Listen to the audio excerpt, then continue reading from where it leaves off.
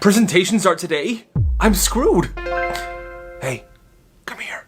I got you. This kid had over 200 PowerPoints just sitting on a flash drive. Every single one of them he made for fun. But then he turned it into a genius business. This started around 8th grade. This kid named Liam, quiet kid, kept to himself. For some reason, this guy was obsessed with making PowerPoint presentations. The history of water slides, the rise and fall of AOL, why birds might be smarter than we think. Just anything. At first, everyone thought it was just his thing, like his little quirk, until one day someone forgets to do their presentation for a class. Kids in full panic mode. What's the presentation on? Invasive species. I've got one on killer bees.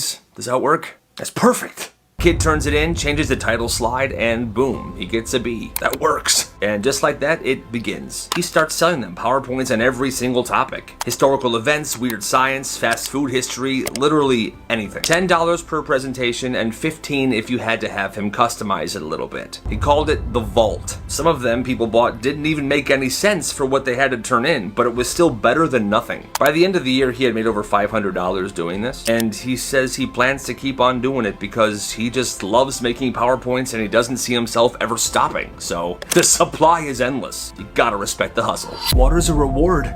You don't just get it because you're thirsty. This house is a desert.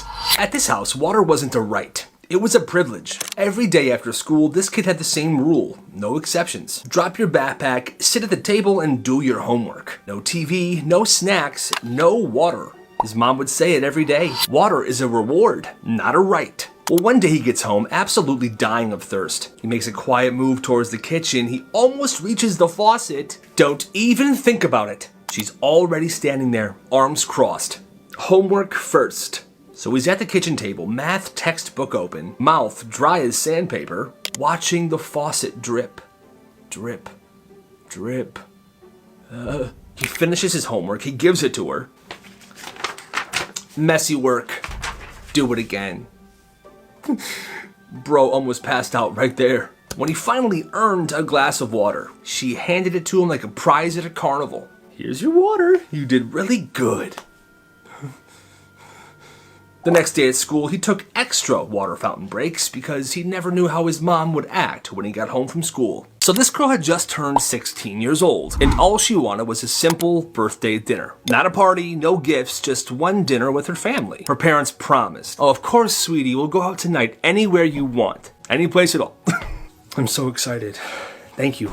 She was so excited. She got dressed up, picked out a restaurant, and waited for them to be ready. Except they weren't ready at all. They kept saying stuff like, just a minute, honey. We're finishing something, sweetie, just 1 minute. She was frustrated, but she tried to be patient. So she stopped rushing them, because surely when they were ready, they would tell her. Well, an hour passed, then 2. Finally, she walked downstairs, and she saw her family eating takeout in the living room without her. What's going on? "Oh, hi, honey. We got really busy, so we decided just to order in. You can have some if you want." It was pretty good. Yeah, it's really good. She just stood there. They could have cared less about her birthday dinner. And the worst part is they didn't even realize how much this hurt her. She felt humiliated. So without saying a word, she went into her mom's purse, took out some cash, put her coat on, and walked out the door. Luckily, the restaurant was pretty close to her house, so she walked there. She walked to that restaurant alone, without her family, because, well, you know. She gets in, she sits down, she orders her favorite meal. The server was really nice. "So, how was everything?" "It was really good. Thank you so much." "Are you celebrating anything?" Yeah, it's actually my birthday." "Oh my gosh, happy birthday! I got something for you, 1 sec. The waiter walks away and comes back with a tiny cake and a candle in it. She was flattered. This was the nicest someone's been to her all day. A few minutes later, she asked for the check. The waiter said, "Oh, don't worry, you're all good. This lovely couple over here paid for you." "Happy birthday." "Happy birthday." She was almost brought to tears. That moment meant more to her than anyone would ever know. Well, she then went home, went to bed, and didn't say a word to her family. But from that day on, she stopped expecting anything from them. And on her next birthday, she didn't even tell her family that it was her birthday at all. Her family didn't even remember anyway. That's messed up. This guy said that when he was around 7 years old, he would always wander off in stores. Target, Walmart, the mall, he'd see something he liked and he would just vanish. Well, one day, his dad was kind of sick of this, so he pulled him aside and said, "Hey son, you know what happens to kids who get lost in stores, right?" "What?" "Sometimes if their parents don't find them fast enough, the store keeps them." When this kid heard that, he was definitely starting to freak out a little bit. What do you mean keeps them, Dad? If you're caught in the store looking lost, they'll snatch you up and bring you to the back room, where they'll make you fold clothes and pack boxes. See how the store's always stocked? Those are the lost kids that did that. Are you serious? After that, he never left his dad's side ever again. Not once. He didn't even go to the bathroom by himself until he was in middle school. He's much older now. He knows it was a lie. But even today, as he walks through stores, he still feels that pit of anxiety deep down in his stomach. But hey, at least he never got lost. So this school lets seniors submit quotes for their yearbook photos. Most people pick stuff like, "Thanks, Mom," or "most likely to be a Riz God." You know, stuff like that.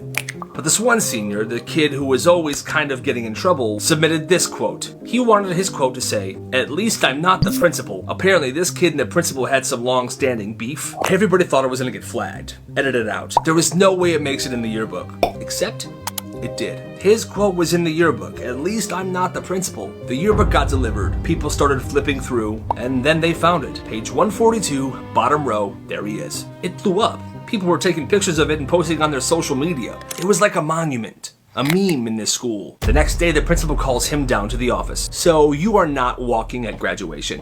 "What? It was just a joke." "Yeah, a joke. At my expense. Actions have consequences, I'm sorry." That sucked. Yes, he was still graduating, but he wasn't allowed to walk at the ceremony. But this is the epic part. Fast forward a few weeks to graduation day. And obviously this kid doesn't walk.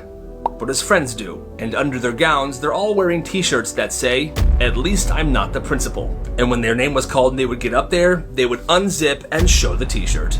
Oh my God. Best prank ever. It started with a rule. The dress code is to promote professionalism. No crop tops, no tank tops, no ripped jeans. Girls' pants can't be above their ankles. Some real crazy dress code stuff. Well, this girl had enough, and she wants to do something about it. So one day, she shows up to school in a full-body horse costume. Yes, I know it's a llama mask, but I don't have a horse mask, so bear with me. Mane, hooves, tail, covered head to toe. And technically, this horse costume followed every single rule. That's not professional. Show me where it says no horses. And they couldn't do anything, because there was no rule in the handbook that said no costumes or no horses. There was no skin showing, her ankles were covered by the horse costume. Like I said, she knew the handbook better than the teachers and the principal did. But the thing is, the teachers were obsessed with this. One teacher would bring her carrots every morning. "Hey, horse girl, I got a carrot for you." That's hilarious. One teacher said, "You're my hero." Even the lunch lady would start neighing whenever she saw her.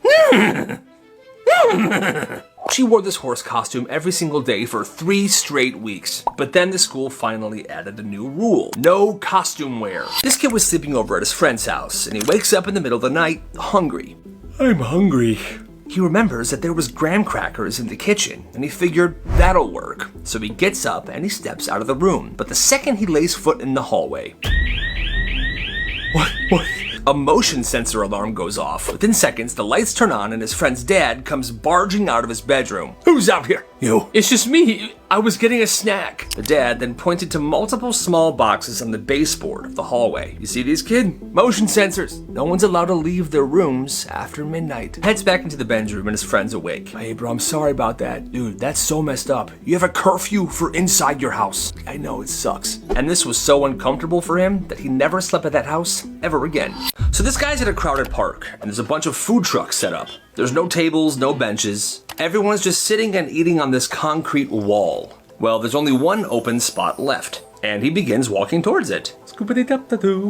And as he gets closer to this wall, he sees this lady rushing towards it. And she's dressed pretty nice, like she just left church or something. She begins jogging, but he beats her there. He walks up to the wall, and right behind it, in the grass, is a huge pile of dog poop, right where your butt would be if you leaned back too much. So naturally, he decides not to sit down. And at that point, she storms up behind him and says, "Seriously? I was gonna sit there." "Go ahead, have a seat." And she sits down. And then 2 seconds later, she screams. She stands up and this dog poop is smeared all over her back. Oh, she says to this guy, Why didn't you say anything to me? "I didn't know how you were gonna sit down. I thought you were just gonna perch on the ledge like a normal person. And she storms off, furious. But like she did try to race him there. Come here, idiot. Not you again. Every single day at lunch, this same bully would walk by this kid. He would slam his lunch tray down and laugh. Oops, my bad. I guess you're eating off the floor again. The kid would just pick it up. He would try not to cause a scene, but it kept happening every single day. Monday, Tuesday, Wednesday. Well, finally this kid had enough. He snapped. One day he showed up to lunch with a shiny metal lunchbox. It looked normal and nobody thought twice. But inside the lunchbox were 2 heavy bricks. The thing was heavy, but he was carrying it around like it was normal. So here comes the bully. He's smirking. Ha, hey, let me help you with your new lunchbox, lunch boy.